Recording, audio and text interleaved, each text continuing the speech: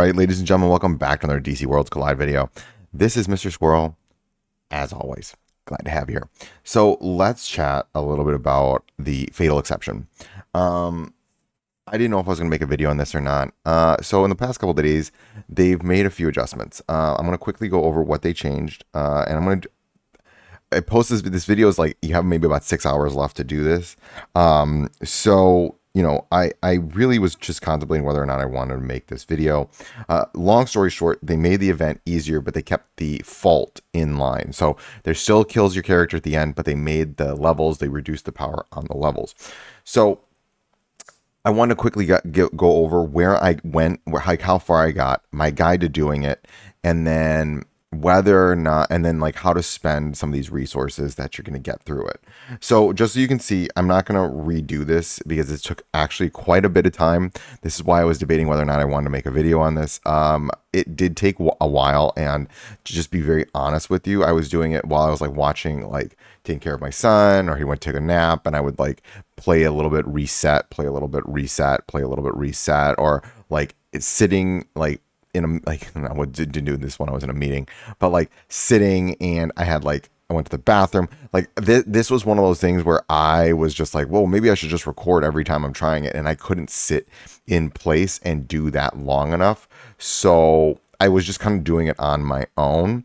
And my result of doing that is I actually got through the first three, whatchamacallit, nodes. We'll just call them the first three. I got through the first three wormholes. That's the best way I can say it. So I got 50 epic shards. I got all 50 epic shards. I just, with my current account roster, that's as far as I'm going to get. This is the best I could do. I sometimes would get to like the 3-point right here. And then, you know, this took a long time. I think maybe I had to reset about 40 times to get this to happen. And so if we go in, and I'm going to talk a little bit about how I did this, you can see which characters died. So if I click on this and I go to fight, you're going to see I almost have no characters left. All of my, I only have two ranked 220s left. That means that, level 220s left. That means that every one of my other characters has died. Yeah, it took a long time. And so this fault is very frustrating in the sense that like it's very random. My one point is, I'm gonna first talk. I'll give feedback on this in a minute, but I think I do appreciate that they reduced the power. It did allow me, because I couldn't even get past the originally. I barely made it. The furthest I got in the original difficulty was past the first wormhole, and then I died completely, and I couldn't get anywhere near the third wormhole. With the reduction in power, I was able to go through all the way through the third wormhole, through a lot of RNG too.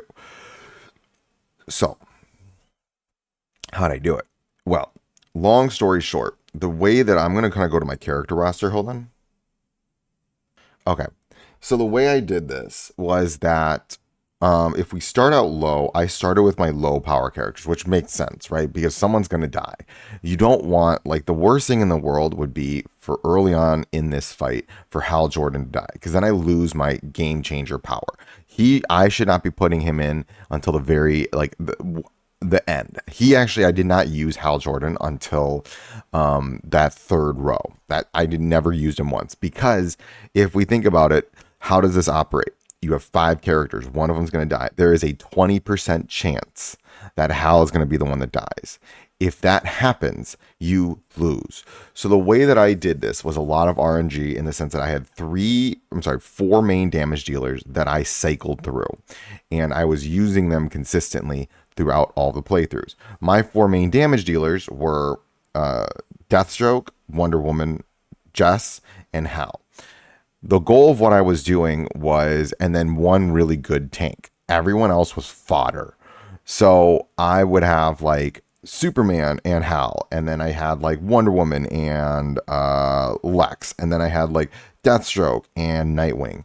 And essentially the first round, the first row was all Wonder Woman and Lex Luthor. They're pretty much, those were the 2 main tanks, and the way I did it was both of them and everyone else was fodder. And so it was, the hope was, is that Wonder Woman does not die at least until the very, very end. Get through all of the first wormhole. Get to the second wormhole. She's still alive. Great. I can continue to use her. Oh, she died now. Then I switched in Deathstroke. Did it work out perfectly? And that was exactly what happened? No. Like I started using Deathstroke in the second like thing and in the run that worked, and then he died like the second time I used him. And I was like, but I made it so far. Let's just keep trying. So then I subbed in Green Lantern Jess, and she became and helped me actually push all the way through Node 2, and I got lucky, and she actually helped me push part of the way through Node 3 and wormhole up to the wormhole 3. Then she died in that area, and then I was like, all right, now I need to pray that Hal Jordan never dies up to wormhole 3. Just gotta pray. And Hal Jordan died at the fight, helped me beat the fight to wormhole 3. And then I was like, you know what? That's the best I can ask for. We're good. But the kicker here is I had a pairing. So it was a main tank that was built and a DPS that was built. And then I said, okay, everyone else is fodder. I need to pray that the fodder dies in this whole thing and it never goes to Green Lantern, to one of my 4 main tanks and my 4 main DPS. That way I can keep consistent with what I've been telling everyone is you want about 10 characters right now, right? And so that allowed me to push as far as I did, even considering that I only have about really 10 really well-built characters. It's just how I distributed those characters out with the fodder units on the side. The fodder units were just there to die. Like, that was their point. They were fodder enough that they could sustain out and then be alive by the end of the fight.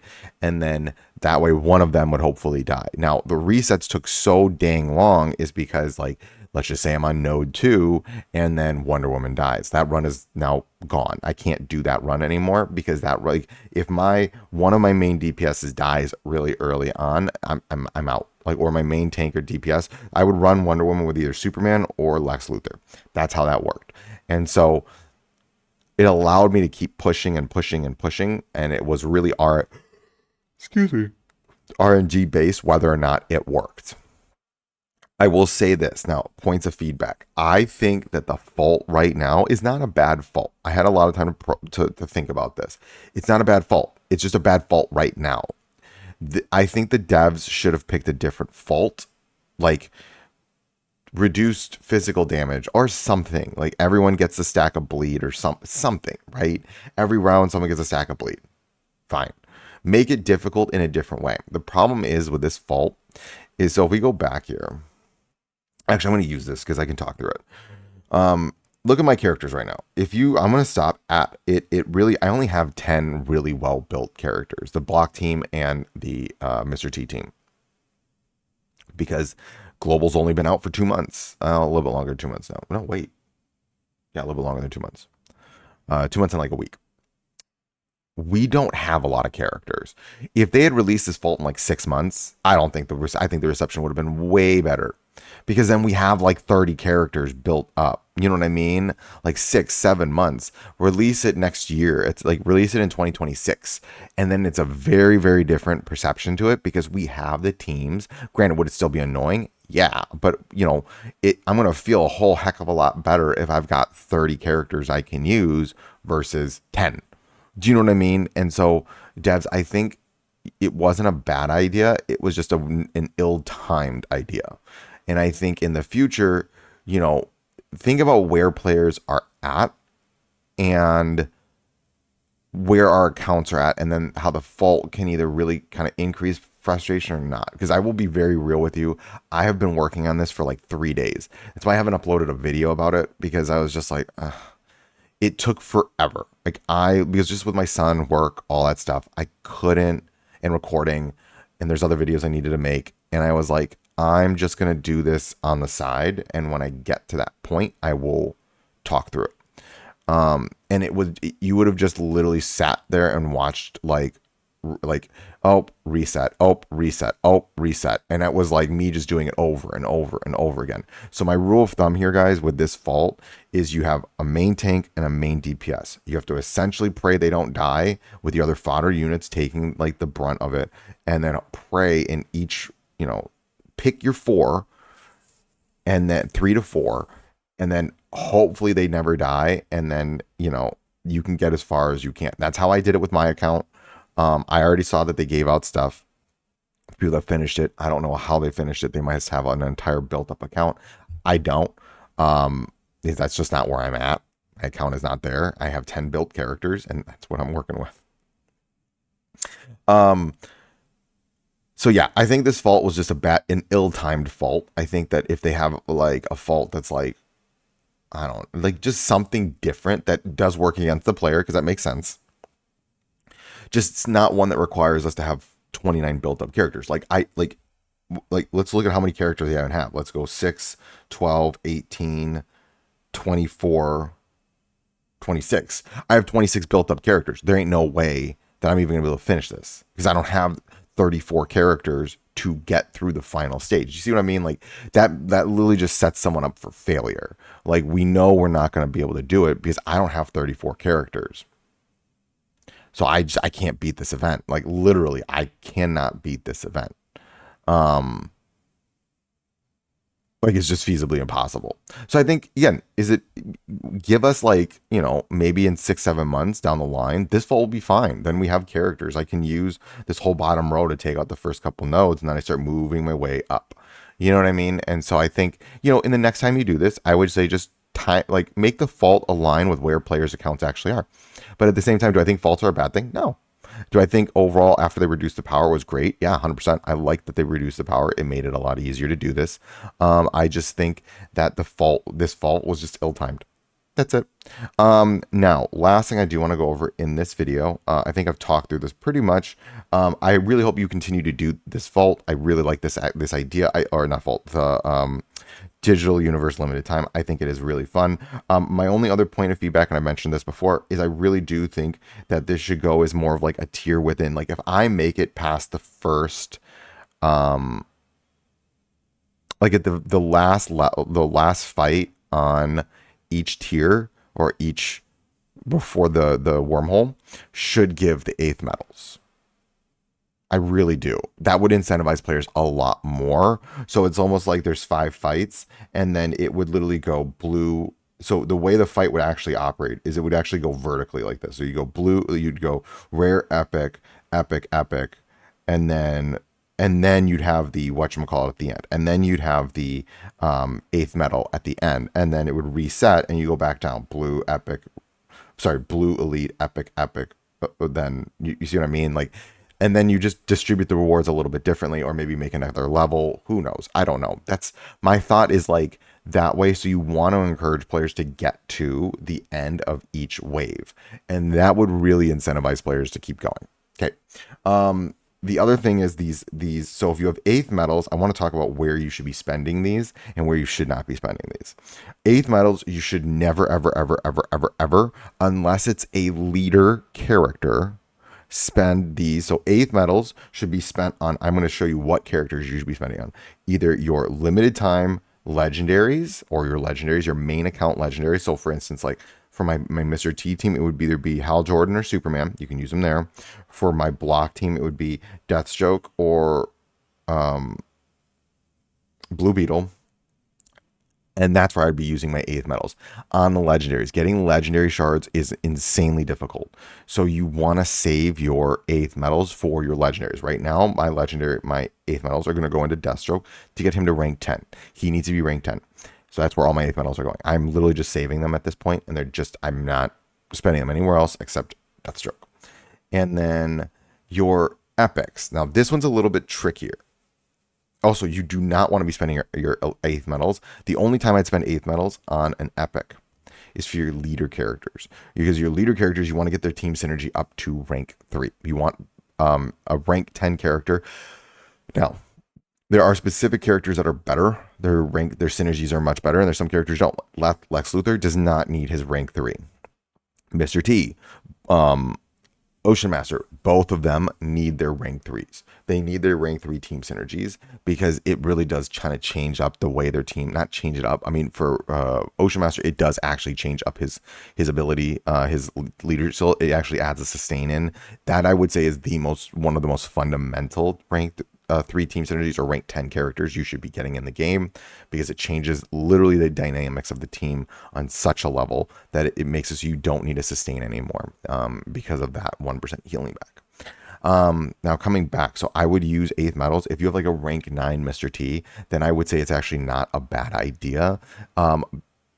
Because and I could get pushback on this, but because those rank 3s are just so incredibly important for your 2 main teams. It does depend on the rank, the synergy. Not all synergies are the same, are of equal power. So you really want to take that in note. Like I would say Sinestros or Lex Luthors, they're not at the same level, and I would say they don't need the rank 3. Look at your team synergies. I will create a tier list for team synergies later. I'm waiting right now to make that video because Judo Master is coming out pretty soon. I don't want to make that until Judo Master comes out, because then I'm doing this right before Judo Master comes out, and it's like, well, how does he rank? And I should have just made the video. So I'm being very transparent, people. I'm waiting for that video. I would have made it weeks ago, or like a week ago, but I don't want to make that until Judo Masters comes out, so we can compare and contrast it to other team synergies, and as whether or not maybe you should summon for Judo Master just simply because of that team synergy. Okay, I think that's pretty much it. And then, epics. Now, there is a small, I've seen people asking about this. Epics, there's a small misconception. So if I go to use my epics, you can only use the epic shards, the epic character fragment selection on epics that are in the general pool. What this means is that you cannot use them, like right now, Mr. T and Guy, they cannot use the epics, or like Vigilante, they don't work because look, they aren't in the general pool. However, Dr. Phosphorus and Weasel were added so you can put them on in the epic character selection. What does this mean? Save these if you're building up a specific team. Like, for instance, I'm saving these right now for Phosphorus and Weasel because I don't know how good they're going to be coming out. When they get buffed, they could be super duper broken, and I have very few shards of them. This could help put Weasel or Phosphorus at their next ranking, which for me would be great. So I'm waiting to see what happens. I would not spend these the second you get them, because again, saving and hoarding them for characters epics that you really, really want is incredibly important. I would not just use these right away like, oh, I guess I could use, no. These are literally guaranteeing you shards and getting you dupes of characters, so you don't need to pull and spend money. That's it for this video, folks. I hope this helps in terms of figuring out what you want to do. So quick recap. Moving forward today, if you have time, it is easier. I would start with your weakest characters, with having a very select DPS and a very select start with your weakest main DPS and weakest main tank, and then work your way up, because they do die eventually. I mean, you could get very lucky and they never die, and then I did not. I just got very unlucky no matter how many times I did it. I will tell you, this was about attempt 40. I know it sounds ridiculous. I was just very unlucky. My leaders kept dying, everything. My fodder kept not dying, and then my leaders were, and I was like, oh my God. And I'm losing my main characters here. So it is what it is. All right, ladies and gents, I hope this video helps. And as always, remember, failing is just your first attempt at learning.